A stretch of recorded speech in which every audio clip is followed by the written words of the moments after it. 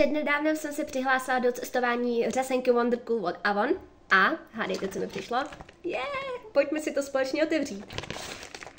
Wow, obal, naprosto úžasný a hrozně se těším, až ji budeme hodnotit. Co se týče produktů, já mám ráda, když jsou vymyšlení od A do Z. Takže když se koukneme na tuhle Wondercool řasenku od Avon, tak kouknete na ten obal. A hlavně mě zaujalo to víčko, protože i když to otevřete, tak víčko je lehký a navíc má takový vroubky po obvodu, protože když se kouknete na ostatní řasenky, třeba tady mám jednu od Essence, jednu od Miss Sporty a jednu od Yves Rocher, to víčko je hladký a když máte něčí napatlaný ruce nějakým krémem, tak to prostě neotevřete. Což mně přijde u Avon, jakože si vyhráli už s tím obalem a že tomu produktu dává nějakou přidanou hodnotu, což je dobrý za mě. Jinak krásně se to otevírá, zatím není zapatlaná, nevím, jak dlouho mi to vydrží. A zase, když se kouknete na ten štěteček, nevím, jestli je to vidět, tak ten štěteček je krásně čistý a nejsou tam žádný žmolky z řasenky. Když se kouknete opět, budu tady dávat do souvislosti Essence, tak Essence, já vím, že má jiný typ kartáčku, ale jsou na ní prostě žmolky řasenky a teď to máte všude na obočí a musíte to rozčesávat. To se vám, myslím, u Wondercool nestane, že tam si vyhrál s tím produktem opravdu dokonale. Co bych možná k tomu obalu dala ještě, že oproti té růžový by možná stála za to zkusit ještě trošinku víc teplejší žlutou. Že tahle je jakože studená. Vím, že tím obalem chcete navojit nějakou exkluzivitu a podobně jako hej, to je asi dobrý, tak si to kup. Já bych dala víc žlutou. Ale to je čistě moje designerský oko, to jako s tím si moc nehrajte. No, a teď už nezbývá než si jít vyzkoušet, že ano. Co jsem zatím zkoumala, tak krásně voní. Má úžasnou texturu, jak říkám, žádný žmolky. A ten obal, v porovnání s ostatními obaly, tak ten obal je prostě rozdělený na dvě části.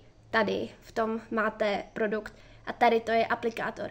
A víte, že aplikátoru, když to řeknu nadneseně, nemusíte přidávat až tak velkou váhu, nemusíte dělat plný víčko, aby to bylo zbytečně těžký, protože například tady ta řasenka nebo tady ta řasenka, tak ty všichni mají prostě plný víčko a je to hrozně těžký. A jako tady mě to až zarazilo, jak je to lehký, že najednou s tím jde manipulovat. Dobrý, jdem to zkusit.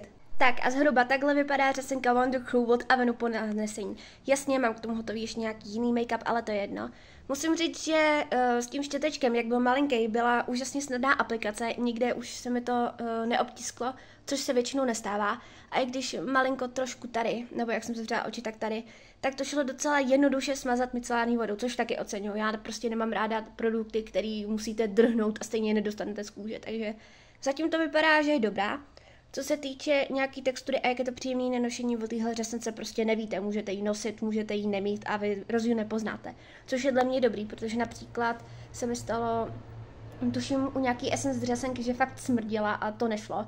A nebo u řasenky od Revolution se mi stalo, že mě z ní začaly pálit oči a nějaký zánět. Takže tady to zatím vypadá, že je i nějaký soft skin friendly a že já mám docela citlivou kůži a nedá se líbit jen tak něco. Takže tady zatím dobrý. Co se týče efektu a natočení určitě, nějaký zvednutí určitě a je to opravdu black mascara, takže já jsem s tím výsledkem naprosto spokojená. Ještě uvidím, jak dlouho vydrží. Teďko před sebou mám celý den v horku lítání po městě, takže to bude velký zátěžový test. Tak jo, tady už jsme po celodenním nošení a jak vidíte, ani moje tričko to neustálo, ale řasenka pořád v pohodě drží, takže hodnotím palec nahoru. Je to dobrý. Oh my god. OK. Hustý. Obal, myslím, naprosto praktický. Malinký, ale zase to víčko je nějaký plně dutý.